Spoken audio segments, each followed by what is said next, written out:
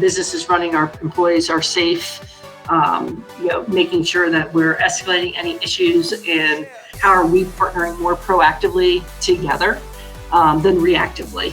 And so being very thoughtful in having those forward-facing conversations as opposed to the backward-looking conversations. Welcome everyone to WorkPod. Today we have with us two interesting executives leading HR organization at a very interesting areas. And we have with us Jenn Congdon. She is a Chief Human Resource Officer for Ecobat Technologies, and Regina Johnson, who is a CHRO at MarketCast. Welcome to the podcast. Thank you, Franklin. So, Jenn, why don't you and Regina, you walk us through your journey, like what brought you to this wonderful world of HR, and just walk us through your journey. That will be awesome. Sure, thanks, Vishal. I may have started in the HR world a little differently than a lot of people. I was a communications major at James Madison University and mass communications, working behind the cameras, for television stations, and found out that you actually don't make any money in that line of work. But having a communications degree and doing a lot with journalism, I found myself very early on working internal at a temporary agency, and was able to leverage asking questions to get to the point of truth right through the interview process. So it was somewhat directly applicable, but a little bit of an unconventional way to get into HR. I had a wide variety of different organizations that I've worked for, from the disk drive business early on with Maxor Corporation to Cisco Systems, both in Colorado and in Texas. Had my own company for a while, worked at Honeywell Aerospace, and then went kind of skirted left a little bit and went into the water industry. And so I worked for two different water companies. One was Xylem, which basically was everything from where water enters a building, goes through the building and leaves the building. And the other was with Watts Water Technology, which also was kind of more on the plumbing side, but it's also our most precious resource. And those two businesses in particular, right, with a heavy focus on sustainability, is what led me to my current role at Ecobat, where we actually are one of the world's largest recyclers of lead and lead alloy products. And so we make sure that the lead acid batteries actually go back into cars and go back into other ways of life, as opposed to, in the landfill, right? So we recycle about over 98% of the battery. But a variety of different experiences through all of those different organizations, from not only a recruitment and talent and development, but executive coaching and org design and change management. Did a segue when I was at Honeywell with a step back into the business on our operating system and how do you drive change and ask questions at point of impact, right, to really help improve business performance. And so, I've had a vast array of experiences, from very large public companies to startups to, just private equity now, where I am. And so it's been a fun journey, and got my executive MBA from Thunderbird along the way in international business. And so, every role I've had has been global in nature. Jenn, that is an amazing background, can I just say. Such rich experience in so many really pivotal industries that are kind of leading the way, whether it's been in tech, like you said, also in areas of, kind of really, earth friendly and environmental capabilities. I mean, these are such important, ways if we think about work and contributions, right, to the community and the globe. So feel a little bit of a kindred spirit in the diversity of your backgrounds. Thank you. So Vishal, just to and the audience, just for a little bit of my background, I was not also kind of, thought of HR as my initial career. I had studied psychology, was preparing to really go into medicine and biotech research. And I did that for a little while before moving into human resources during .com. So right at the heart of 2000. And my first, foray into human resources was within recruiting and talent acquisition. And I had this wonderful opportunity at Bank of America to learn about how to bring people on board, both within the campus recruiting efforts, going to universities and connecting with students who are graduating in their programs, but also really learn about the professional side and how to bring in experienced hires into the organization as they were growing. And I got my first foray into that within the Global Corporate Investment Bank. Within Bank of America, they had just acquired Montgomery Securities, and they were looking to expand their investment banking capabilities, as a broader global organization. And I was at Bank of America for, roughly around a total of around 8 years, both in recruiting, talent acquisition. Then I really got into analytics and really kind of geeked out on a lot of data that they had in various projects.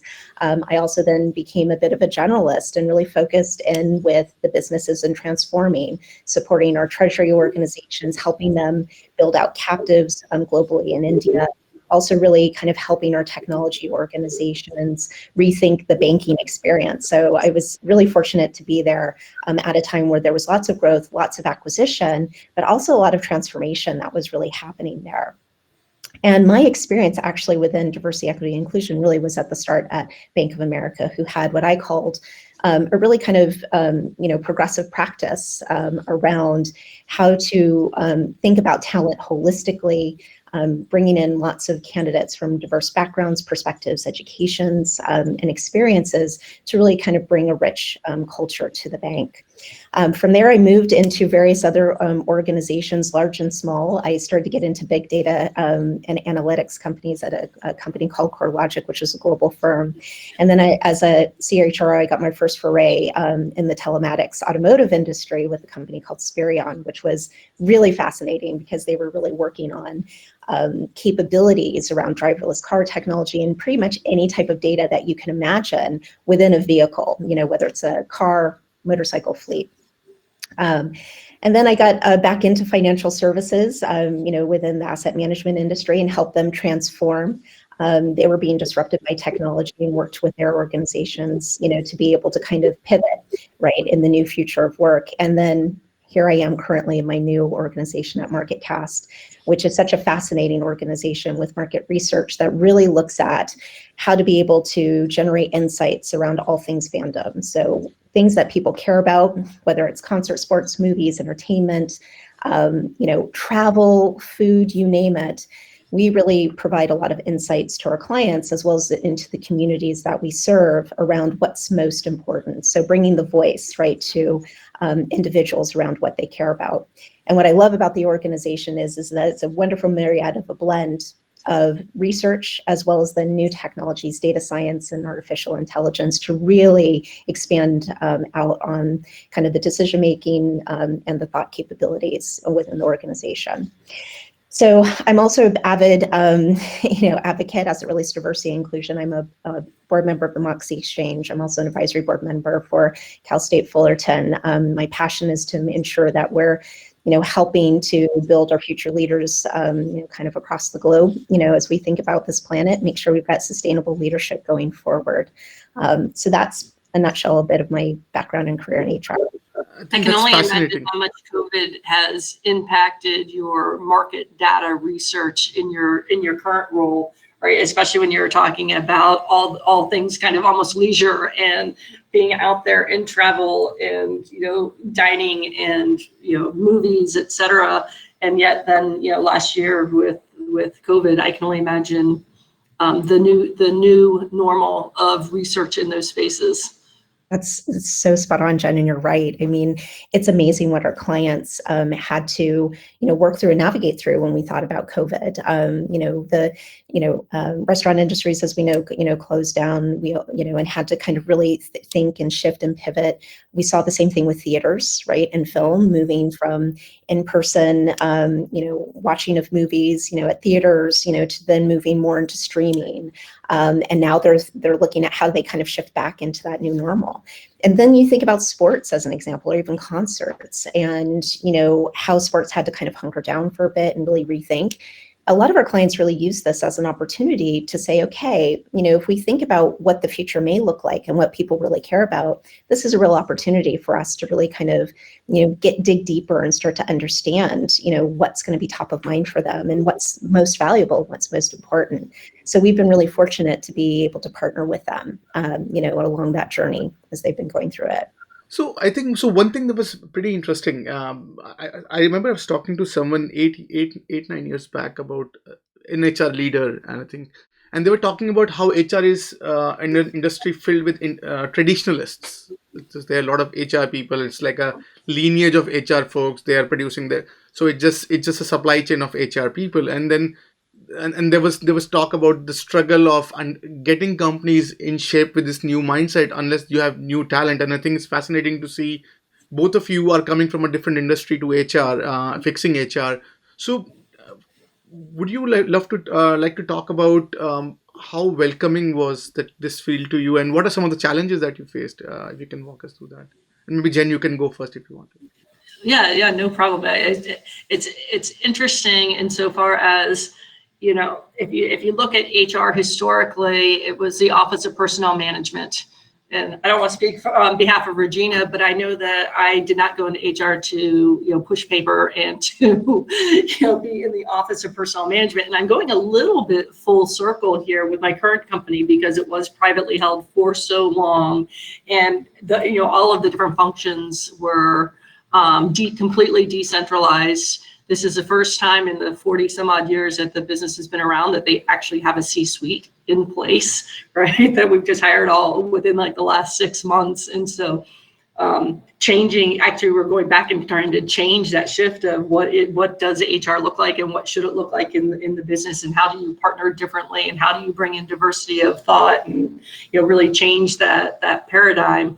But most of the companies that I've had the pleasure and privilege of working at, especially with like a Cisco Systems in the early 2000s, when they were cutting edge on HR practices and changing the paradigm and really thinking outside the box, to a company like Honeywell, where it's all about, how do you really drive process improvement, and they were so good at that. So being able to couple both that creative out of the box thinking with that process orientation and continuous improvement mindsets to help move the needle and push the HR function forward has been a fantastic opportunity for me. And so because of those experiences, I think that I've been even more welcomed into the different organizations that I've been part of, because I'm not a traditionalist.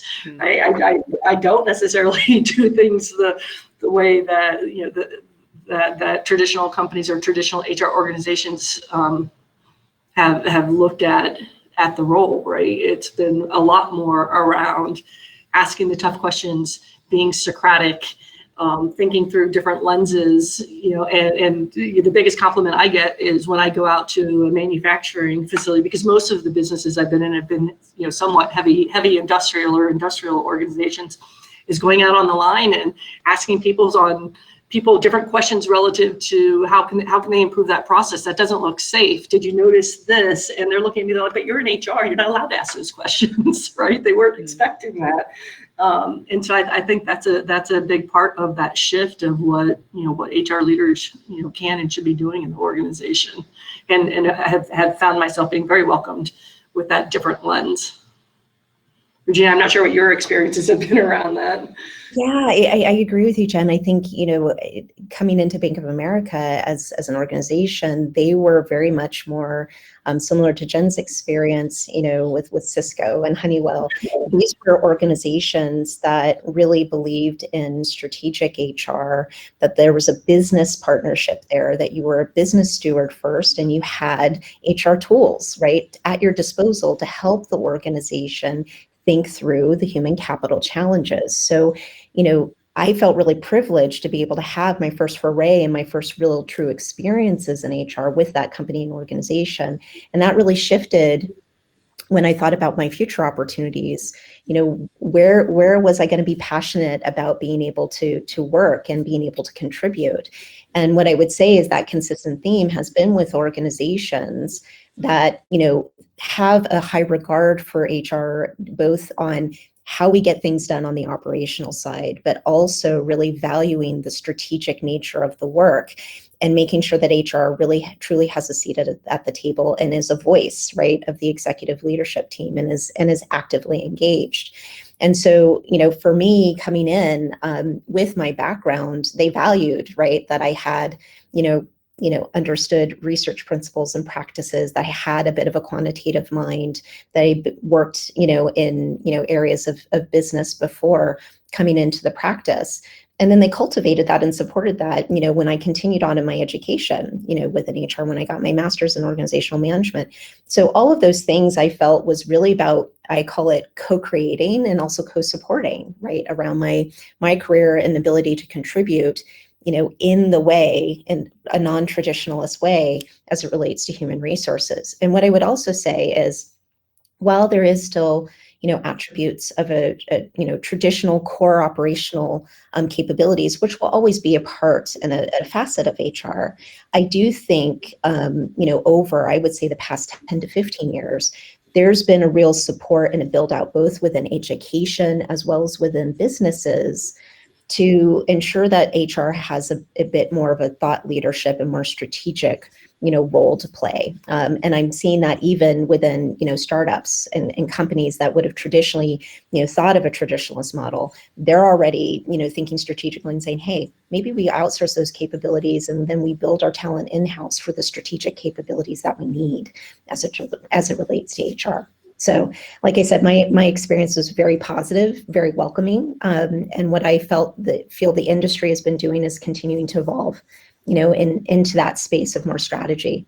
Yeah, Regina, I couldn't agree more. And if you think about some of those traditionalist types of roles, like recruitment or like total rewards, the interesting thing with those, that while the fundamentals are still there, and kind of the how requires some of those original skill sets, the way that we're leading those roles in organizations and in companies is completely different today as well, because they're having to be a lot more creative on how do we retain and attract talent.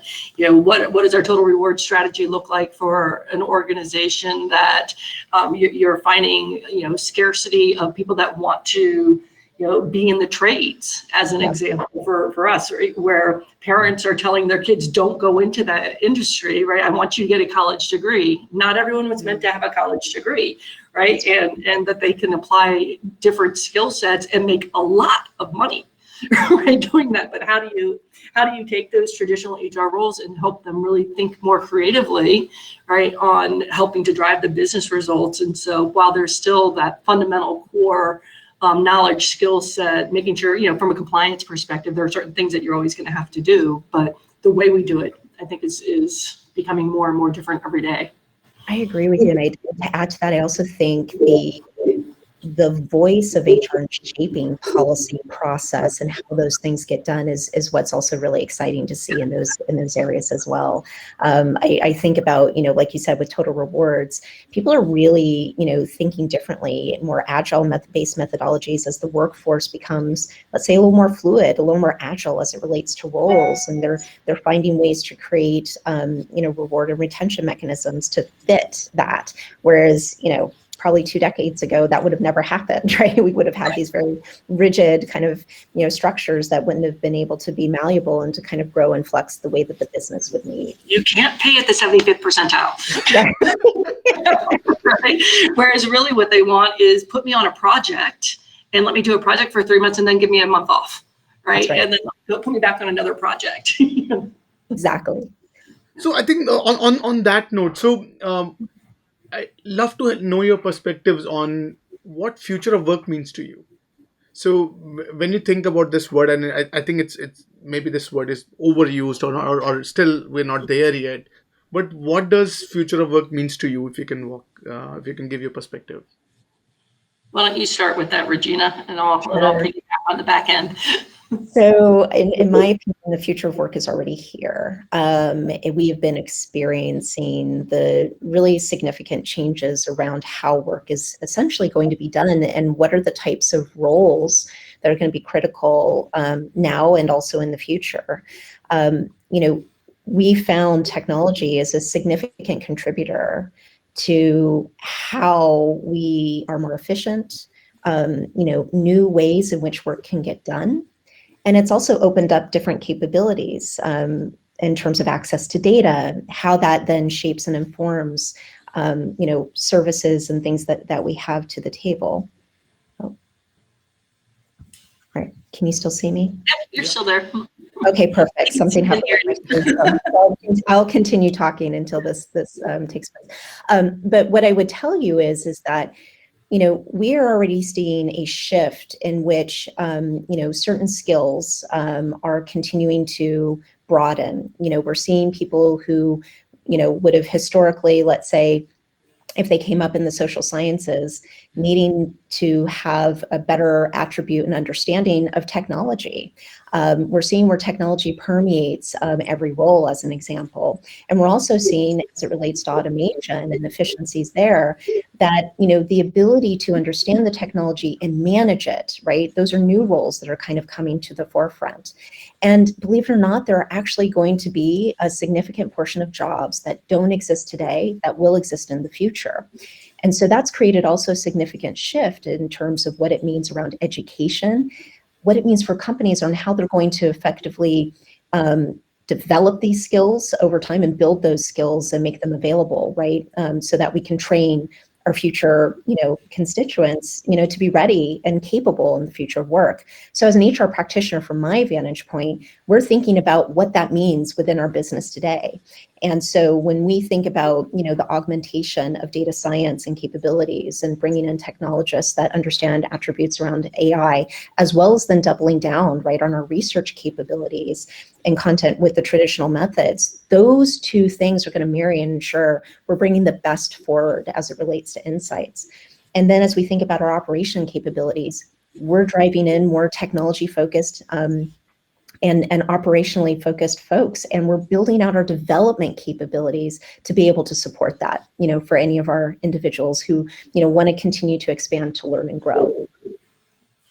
Yeah, and it's a little different, I think, in some regards in industry, right? And by industry, I mean heavy industrial manufacturing, where yes, you have robots that can do some processes, but they can't do all of it, right? Where it is still going to take that human being that's out there in these environments that aren't necessarily the most conducive environments to people loving what they do every single day. And so it's really important, as we think about future of work for those employees, what are those other things that we can give them, and what are those other trying to think of what the right word is, but other experiences that we can give them. Technology will certainly play a role in some of the manufacturing processes, but it won't necessarily remove the human from it. And I don't think that's what Regina was saying at all. And she's 100% right, where with this technology comes new jobs, right? So every time you're inventing a new robot, there's, how many robotics engineers do we have that are out there that can help, make and manufacture that type of equipment? Conversely, as we look at the technology that we're making, at my prior company, it's how do we make water smart? How do you make it smarter? How do you put chips in valves so that you understand what your consumption is, which is not how people traditionally thought. But it takes different types of individuals to be creative and think about how do you do that. So technology certainly plays a part. Data science certainly plays a part. And I think part of that future of work, we're in a really interesting paradigm right now, I believe, where we are multi-generational within a company that we haven't seen before, right? You've got people that are transitioning out from Gen Xers, to the baby boomers that are still actually, in the workforce, all the way to, the current generation of talent that's in the organization. So you really have to be able to span that. across how you manage, how you lead, how you engage, how you motivate. It's very different within your own same four walls of a traditional organization. Interesting. And Jen, I'm curious to learn something very critical, and Jenna, you can jump in as well. So performance versus learning. So and I'm coming from the data end, so I'm pretty much tainted with some bias here, and definitely you will help me understand how to translate this into people. So in the AI world, so we always are paranoid about incentivizing a wrong information, and that would become a kind of a norm, right? So basically AI has this tendency of getting a populism and ramping it up, and then we all sort of reacting to that information. Now if we draw a parallel line in the people world, right? So we see that evolution is happening, we see skills lifespan is shrinking, we see that it's very, like, when you have so much shift in the L&D landscape, how do you measure the performance of a worker? Like, how do you, and as an HR leader, how do you come balance the two? Because that's to a data scientist, that's a nightmare, or to an AI engineer, that okay, if I go too much on performance, I may be incentivizing wrong information, and if I'm going too much on L&D, then there is definitely not too much incentive to be for someone to be consistent. So Right. what's your take? Yeah, I think it's a really interesting question, right? As you think about what's the role of performance in learning and in career growth. And I'm currently interviewing for my total rewards candidates, and no, I'm not putting out a selfish plug out there, but I am looking for my total rewards leaders. I was asking that question in some of the interviews, right, relative to what does performance management look like today? And I want to completely blow it up, because I think if you look at the traditional way of driving performance and learning and career growth is so different, and it goes back to my earlier comment on being multi-generational. I think that we need to, from a performance perspective, for those that are early in career, they need daily feedback, right? They want daily feedback. Send them a text. Hey, you're doing a great job, right? They want that positive affirmation early on, and they want to know that they're moving the needle forward.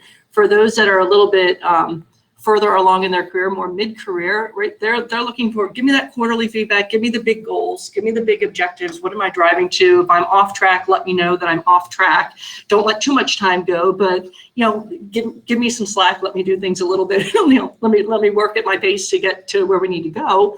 And then you've got people that are sunsetting their careers, right? That are like, hey, I want the feedback. I don't have any desire to go into that next role. My annual performance review is absolutely fine with me, but I want the feedback. I just don't necessarily need it on that frequent basis.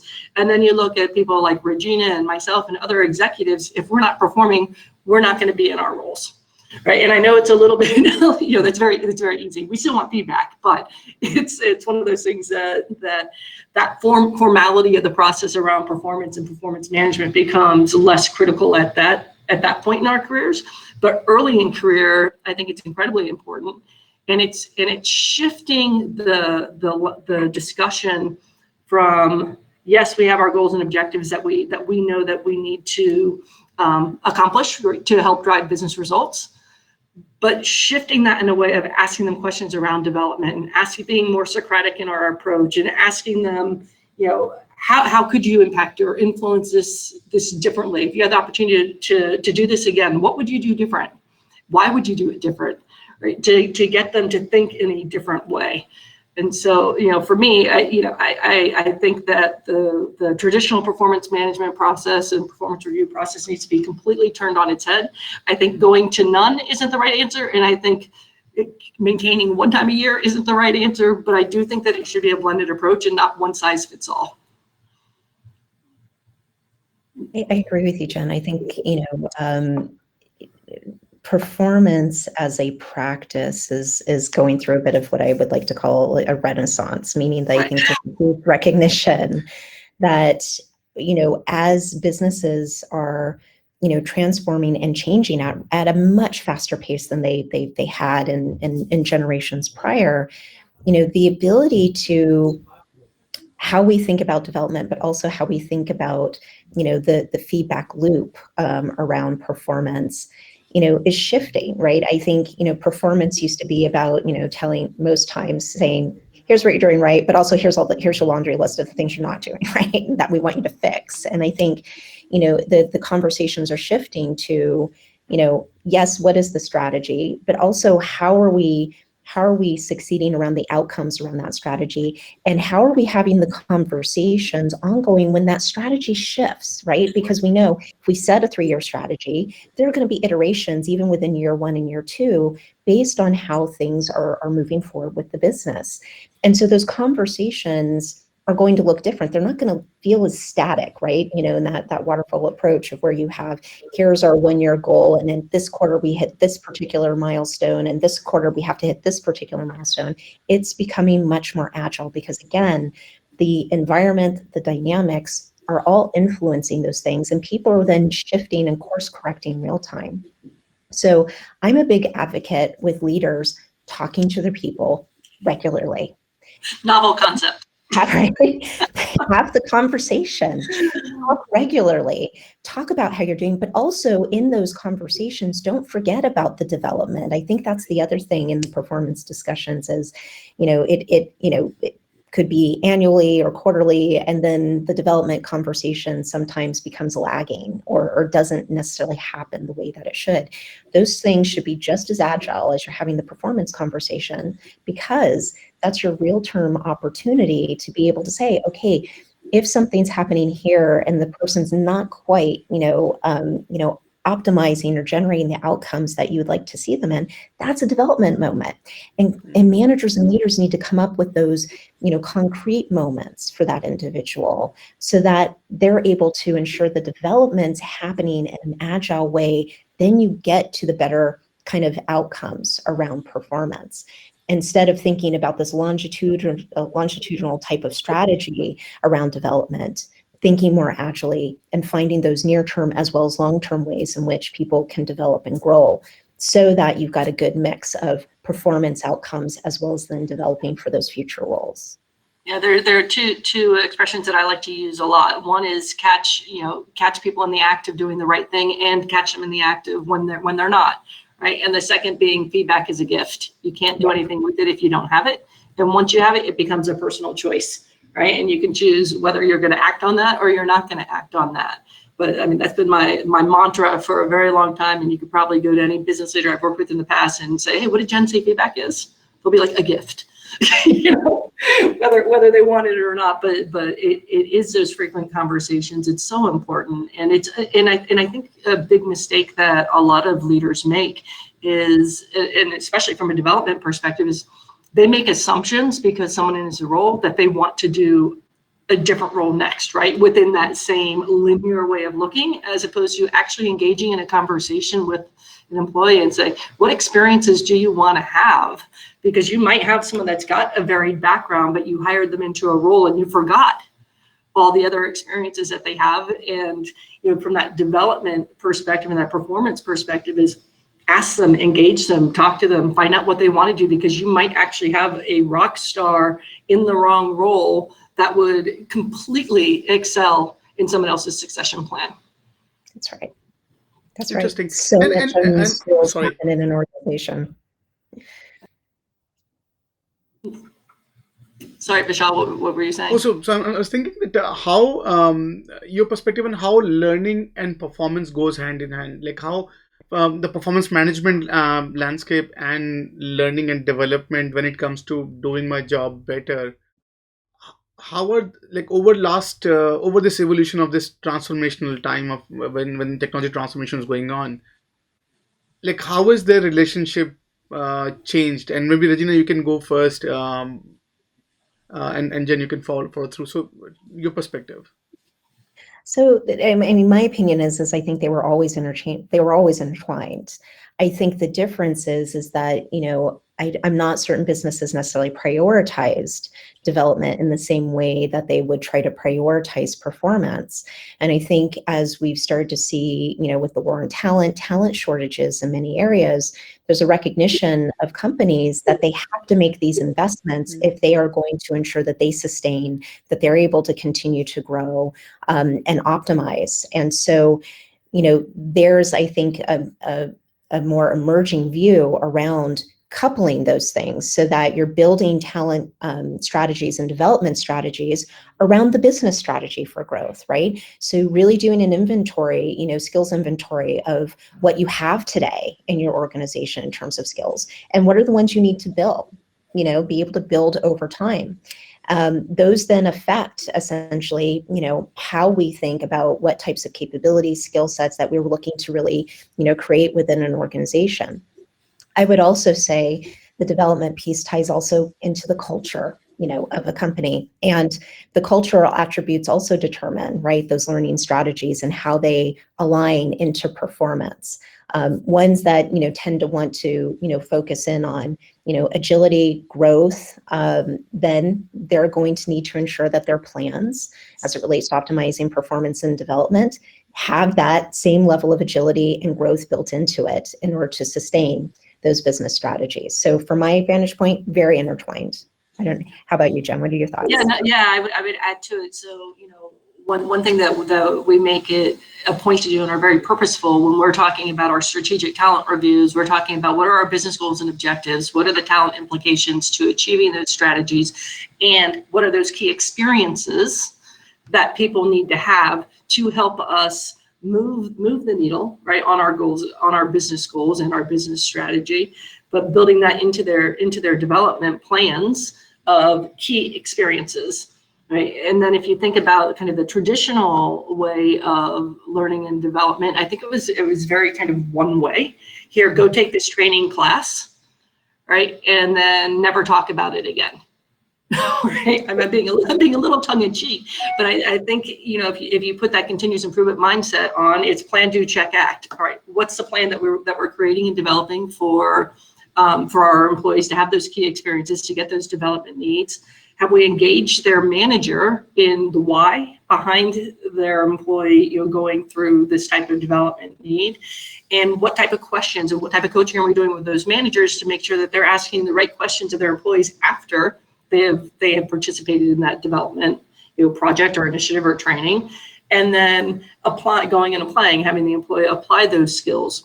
I think a lot of times where it falls short is managers are sending their employees to a training or to get some type of development, and then they don't find a way for them to apply those skills back in their job, or giving them those other experiences to leverage that newfound knowledge that they have. Because why did we invest in them in this first place if we're not going to leverage, right, what they're learning in that process? And so, I think there are a couple of different lenses to look at the whole development cycle for our employees, and ensuring, like Regina was saying, it's tied to strategy, and we're being very mindful and purposeful on what that development looks like for all of our employees. And oftentimes it's, don't forget to build that capability in those managers that are managing the employees that are actually going to the training, right? So it's kind of a 2-4. Yeah. So I think that's awesome. So I was thinking of one conversation I had with this HR leader, and I was amazed by the word he. So he said, he used the word learning diversity, or so his take was that now if we look at the workforce as such, there's Gen Z, Gen X. So we have many of these bands working together on and almost every of these band has a different taste when it comes to learning and develop. They have different, they like how they developed over the ages. They've used different techniques, different methodologies, and he was talking about how much of a struggle it is for them to um, understand this learning diversity landscape, which is a very interesting use of diversity, by the way. I've heard, but um, I'd love to know your point of view. And maybe Regina, you can go first. Like what are you seeing, and what's your take on this? Yeah, and so, like I said, I think with learning being also in a bit of a renaissance, believe it or not, I think the principles of learning strategy, learning theory has always known that people learn differently, right? That there are different ways in which people learn. Some learn by doing, some are visual, some are auditory, some like a bit of a hybrid approach. Then you talk about, to your point, Vishal, about the generational preferences. So I think the thing as it relates to businesses and companies, many took what I would call a bit of a vanilla-based approach. They would just kind of do the law of averages and say, we're just going to push this out, and we figure it'll cover probably 70%, effectively. And then the other 30%, we'll just kind of figure it out. The challenge with that strategy is you sometimes miss, especially those high performers along the edges, and you can potentially also stunt growth. I think also as diversity and inclusion has come more on the scene, there's also a sense of learning around the ways in which, even learning is facilitated and conducted and constructed. So the use of language even matters in how a person learns. How it's facilitated can even have an implication. And so I think what companies now have to do, and this goes back to what I said about, understanding the business strategy, the skills inventory, but also understanding your workforce, really deeply understand your workforce, and also who you're trying to attract into your workforce.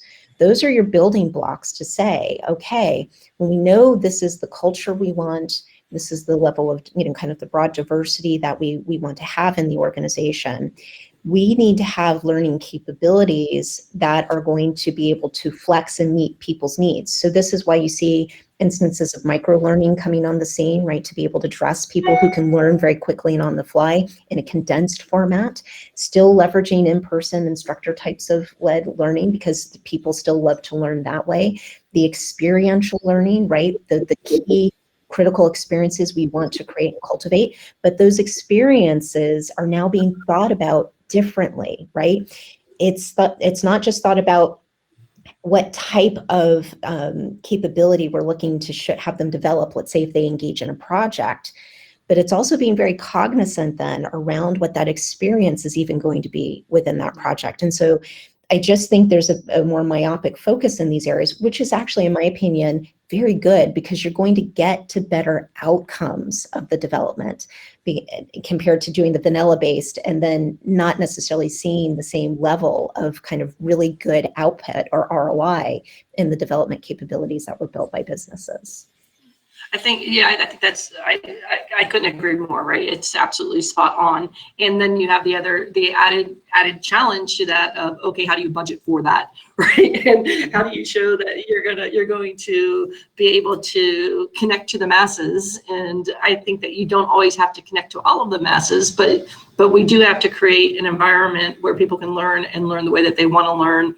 And also, again, it goes back to asking and talking to our employees and asking them, how do you learn best, right? What is most important to you?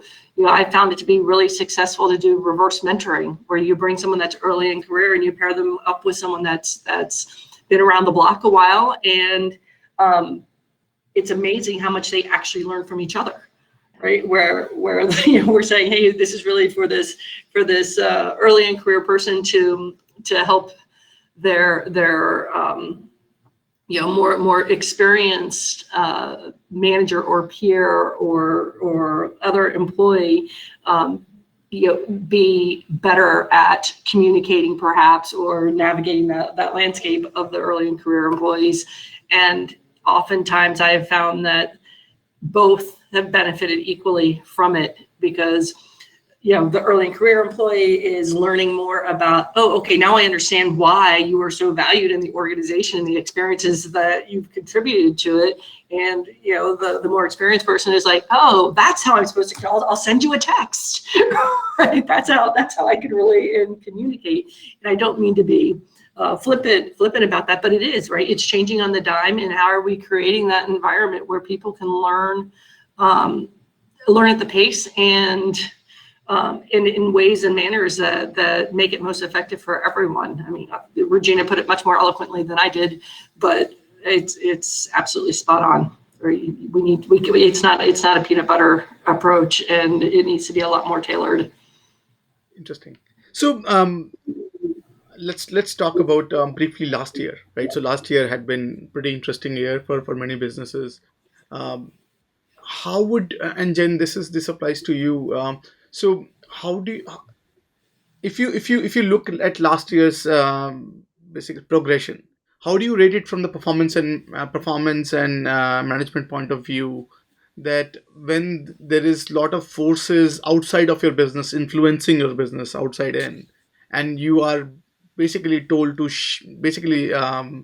um, survive through this experience, how do you envision growth and performance in that mindset? Like, walk us through some of the challenges and hacks and good techniques that you have faced, and Regina, you can join in. I think there was so much growth and development for so many people in this last year, right? We'll start with that. And I think businesses learned a lot, right, about their employees, about the survival skills, right, and how employees actually really stepped up to the occasion, where I think a lot of traditional organizations that were very much, hey, you have to be you've got to be in your office from 8 to 5 to be able to perform the function of your job, was turned on its head, right? Where they realized that, oh, wait a minute, people are still getting work done. We're having to flex a little bit differently on how we're engaging our workforce. The use of technology has been incredibly helpful. And it's interesting, what we actually were talking to some of our employees about this, and they're like, when we had to work virtual because of COVID, I find that I'm actually working longer, right, hours than I normally would, because I'm at home, my computer's there. Oh, it's 8 o'clock at night. Let me just go check and see if I got that email, and let me go, reach out to Europe or Asia or Africa, right, and talk to my employees. But the performance shift, I think, really was a little bit more on the leaders and managers. And I'd be curious what your thoughts are on that, Regina. But it was how they had to adapt and modify their traditional stance of engaging their workforce. And I think that was a big part. It was more about engagement. How do I make them still feel that, where they may feel trapped at home, who knows what their personal situation is, kids, homeschooling, the dog barking, right? Cooking dinner, doing whatever it is, that's the distractions of the home environment, is helping them feel like they are still part of a community at work, and to help them feel like, that just because they're not sitting next to somebody, that they're able to reach out in a different way with technology, being more purposeful in perhaps having more of those social conversations. And this is a part of development of those managers asking, Regina, how are you? Are you doing okay? And then going into work specific initiatives or things that are happening. And so I think it was a different type of development that's occurred over the last year. I think that there's been a lot of trust in or what's the right way to say it, but just more credits and debits, right, going out to the employees, because they're putting that one coin in and they're delivering a lot more, as opposed to taking it away. And I think that you can still give your employees those different experiences, albeit more virtual. Maybe you're putting them on a different type of project team. Maybe you're thinking differently about the business. But we also had all the different protocols, within our facilities, because we were at work, and we still had to manufacture our products. And, while there might have been, actually, it's kind of ironic, when people aren't driving their cars, they tend to need new batteries because their battery dies, right? If it's too hot, if it's too cold, there's lots of different reasons that keep us in business every day and having to perform. But it was really more about helping our employees adapt and modify to their new normal. It was more with the coping mechanisms, right? It's more about the EQ than the IQ of what was happening in the workforce. Regina, what have you experienced? Yeah, wholeheartedly, Jen. I think you nailed so many of those points. And I was in two different industries, right? Current one this year, so seeing the end of COVID, and then in a different organization the prior year. And I can tell you that organization was one that loved their collaboration in person and loved, having that office environment. And so COVID was something that really, I think, helped leaders, one, continue, like you said, to stretch both on their own learning, right? Learning new technology, learning how to work at home, learning how to lead their teams, in a virtual space when they had always historically really collaborated in person. So there was lots of growth, and to your point, I think just stretching both on the professional side and learning and development, but I also think on the personal side. One of the things that I was most, I think, just so proud of what I got to see with leaders when they were going through this was a lot of leaning into their own experiences and knowing how challenging it is, but being so vulnerable with their teams and their people to create those connections. Like you said, doing the check-in points, asking how they're doing. Pre-COVID, it's not that they wouldn't necessarily do it, but it was more formal. And in this, they were really just digging in to say, how are you doing? How can I help you? How can I support you? And that to me was really kind of showing the human side around how a company, not only thinks about its client, and also they were the same way with their clients, making sure their clients were okay, supporting their clients, asking, was there anything else they could do beyond the traditional? And that I thought was such a beautiful moment to see that leaders were just making decisions to think outside of their traditional way in which they wanted to work and operate, and say, we're going to be more human in this. And, we're still going to do strategy. Still going to support our clients. We're still going to support our teams, but we're going to really make the connections there, because we know this is such a difficult time. And so, what I'm also most hopeful for when I think about what took place with COVID is, how are our leaders, how is the business strategy taking those, right, and then implementing it into new strategies? And we're already seeing that. I think we're seeing lots of real innovation occurring. We're seeing lots of change and transformation, and probably businesses that were really more stable, that weren't probably looking to change and transform, and they're making a complete pivot. And I think that is the beauty of something that was really, really challenging, right, with the pandemic, that affected us all, immensely, and how people, individuals as well as companies, are turning that into good and using that as an opportunity for growth, to be able to show where they can grow and continue to sustain longer term. I think that, another interesting part around that too was, especially in a global environment, right? So we manufacture predominantly all over. Actually, this is the first company that I've worked for that hasn't had an operation in Asia Pacific right now, but all my past ones did. But our leaders having to be much more intentional around, not sending that quick short email of actually saying, dear so-and-so, fill in the blanks, sincerely, right? As opposed to, from a North America, centric way of us just shooting emails across, not saying hi, not saying goodbye, not putting the proper closings in. That's really, and I don't know if you've experienced this, Regina, but that has really reared its head in our environment, where people are like, why are you being so short with me? And our leaders having to really stop and pause and be more thoughtful in how they are communicating, and being much more intentional in how they're communicating with their workforce. So I think indirectly, there was a lot of personal growth and development that happened for a lot of people over this last year. And, hopefully in some cases, we're all for the better for it. I agree. Interesting. And learnings from last year. So if suppose you want to, so many companies are reacting it differently. So we were talking to one of the HR leaders. They're making a pandemic task force. I don't know if that's overdoing it or whether it's underdoing it.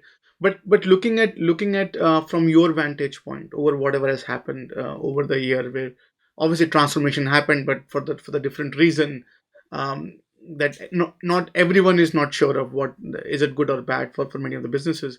So had this thing or something else happen in the future, God forbid.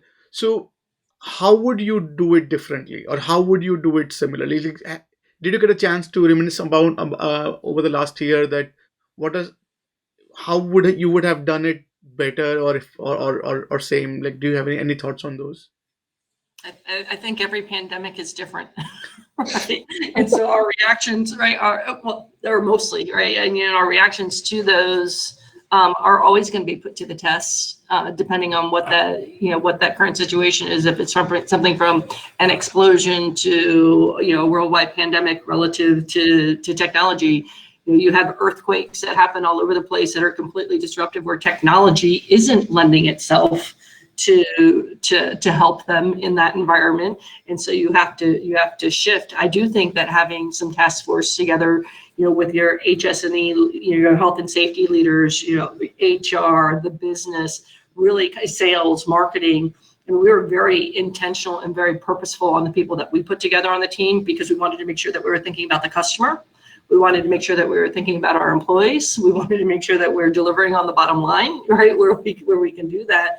And having the right people in the room to have those discussions and to be more of those thought leaders on, okay, so if this happens again, to your point, from an IT perspective, do we have enough equipment and technology? Have we procured enough that we're at the ready to give it to our employees to take home and have them be set up, in the proper environment in their home environment? Would we do things differently, perhaps around how we encourage and motivate that quiet space at home, right? What are the other resources that we would provide to our employees that need perhaps additional daycare, or need some homeschooling, or what are those resources that we can provide them proactively, and just making it part of our new normal, and even have that available in a non-pandemic situation, so that it is even more fluid going forward. Regina, what are your thoughts? I agree, Jen, and I think that the only thing I would add is, I think businesses understand they cannot take for granted, if something like this happens again, how they factor this into their business strategy. To your point, the ability to shift quickly, right? Making sure you've got the right technology in place so people can work. Number one, you're diversifying. Your products are solution orientation. If you're heavily concentrated in one part of the business and that one could be affected, you don't want to have all your eggs in that one basket, right? How do you then diversify more fully so that you can weather whatever that new storm could potentially be? And then having really good kind of tiger teams or councils, et cetera, that can show that they can act very quickly, right? If something does kind of come up, and not only in terms of how they're thinking about it from the client perspective, but the people perspective, the regulatory perspective. And I think the last thing that I think some companies are really doing is they're now starting to pay a lot closer attention to the regulatory environment, and I think in some instances being more advocates in it, where they hadn't before, right? More it was about compliance, and now they're thinking, wait a minute, we need to be more active in this conversation, because now that we've learned what this can do, we need to be more engaged. I think another thing that everyone can learn from this last one are all the different communication vehicles that we have available to ourselves and to our employees. If you don't have access, or if your intranet or extranet, systems aren't where they should be. I don't know anyone today that does not have a cell phone of some sort, right? And that's global, and it doesn't matter. It really almost doesn't matter what walk of life that you're in. Somehow you got a cell phone, right? And being able to connect through technology differently to ensure that those open lines of communication are always there and are always available, and that we have a better sense of accountability for and where our people are. Interesting. And I'm curious to learn, if you would say one thing that has really worked for you over the last year, that you're thankful for, that okay, I tried this and it just nailed on the head. So do you have such recollection? Do you have such thing that you could share? Yeah, I mean, for us, I think the one thing that we would replicate are having those touch points, right? Those weekly, daily touch points with the leadership team to make sure that the business is running, our employees are safe, making sure that we're escalating any issues, and how are we partnering more proactively together than reactively. And so being very thoughtful in having those forward-facing conversations as opposed to the backward-looking conversations. What types of things would you carry forward? Yeah, I agree with you, Jen. I think, we did daily stand-ups, and that ability to be very quick and then execute off of anything that needed to take place in that day was critical. And I think our leaders driving also those, very direct connection points, both individually with their teams, but also finding ways to create those connection points more deliberately and more regularly in frequency, I think was something we want to continue to make sure that is just part of who we are and continues in our culture and organization. I know one of the fun things that we did relative to improving that communication and the connectivity, we would do Thursday happy hours, virtually on Zoom calls. Everyone had a glass of wine or a scotch or whatever it was that your drink of choice was, or water or whatever. And just, again, it was not focused on the business at all. It was focused on everyone as humans. Right? That's right. Interesting. And you can't beat that. You hear me now? We also had virtual bingo or other types of just fun games to kind of trivia, just to get to know each other, etc. And Vishal, I still think you have that error with your audio, unfortunately. I'm just sending him a chat on that. It's like from a sci-fi movie. One thing that the former CHRO that I had worked for at Xylem on the water side, she has now moved on, and she's the CHRO at CommScope in North Carolina. They actually, with all the pressures and tensions of what's happening in the world, the environment, they actually brought on a comedian to one of their global HR calls, who was a very clean comedian, but they said that the number of thank yous, and oh my God, that was so fantastic, and it was so great because it was just something that was just out there, random, a little different, and was really, really well received by the workforce of the organization. So I think being, some of the things that we can learn from this also is, how can we be more creative? How can we create fun in the environment in such a stressful time? That's absolutely right. And like you said, helping people to think about ways to reduce their stress, giving access to that is so key, right? Because not only does that ensure it kind of breaks up the day, but more importantly, they're actually going to be more effective and more productive, right? Because they've been able to release whatever that tension is and be able to then kind of refocus and re-engage, more fully in work. Right. And there certainly was more focus in this last year on health and wellness.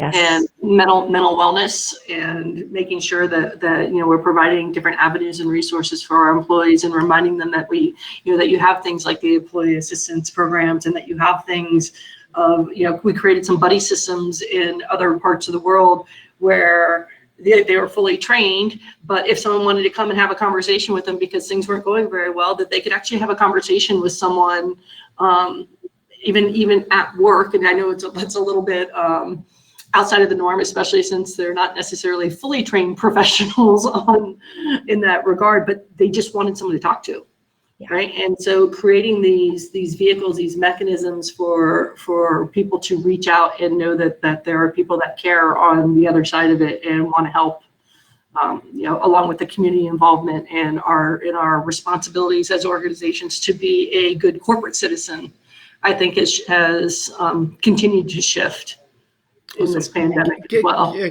we're almost at the tail end of the conversation. So we ask all of our guests to talk about some qualities that has helped them shape what they are today. Like, what are basically your secret to your success? So what are some of the qualities that has really helped you be what you are today? What would you attribute those qualities? And Jen, you can go first. I mean, for me personally, I would say it's transparency and humility. Right, I am the first person that will laugh at myself, and I am the first person that will take full ownership for something that I've done wrong or something that I've done right. But typically it is around giving credit to the teams. It's about engaging and asking questions and being present, as opposed to being on the periphery. Yeah, well said, Jen. I think, for me, to your point, active listening, I think is key. Just being present is also really important. I also feel just always being curious, always wanting to learn and seeking additional information, I have found has helped me be more effective. Being curious has caused me to learn. It also ensures that back to your point, Jen, stay humble. There are things I still don't know, and I'm still learning.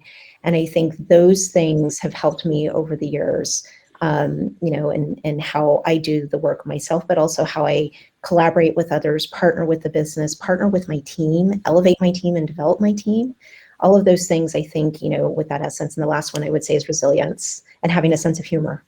I think in HR, if you do not have a sense of humor, it's going to be really tough. Completely agree on the sense of humor. And I guess the one other attribute that I would add to it is seeking out mentors in unusual places, right? Mm-hmm. Not necessarily just talking to another HR professional, but have you visited a nursing home lately and sought guidance and counsel from seniors that have seen and experienced so many different things? Or have you observed how family members interact with other people? What have been those? I always laugh at my husband, and whenever he goes to a grocery store and they have the self-checkout, he'll always be like, I don't work here. Why am I self-checkout? I'm not getting a check for checking myself out at the grocery store. But just seeing how he handles that situation, and I just go back and I just don't breathe, right? There are ways to handle things and there are ways not to handle things. And so seeking out those unusual, mentors and experiences and reaching out to people that maybe someone doesn't think that they would have value to bring, but they've had so many different life experiences, and being able to connect with people that have had those different experiences can shape the way that you work with others in your organization. I think that's best put. And with that, thank you, Jen, and thank you, Regina, for being gracious with your time, and thank you for helping us understand the performance and learning landscape. And wishing you nothing but success in your journey. I can talk. I think we were also, to our guests and listeners and viewers, we were about to talk about equity and other topic as well. But it was so intense and so fun that maybe I'll rope you again to take a deeper dive on the other side of the HR issues. With that, but thank you so much for your time, and thank you for spending your insights with us. Thank you. Thanks for the opportunity. Yeah, thank you, Awesome. Joel. Really appreciate it. It's wonderful. I was homesick, never really knew that I would have to grow up so quick.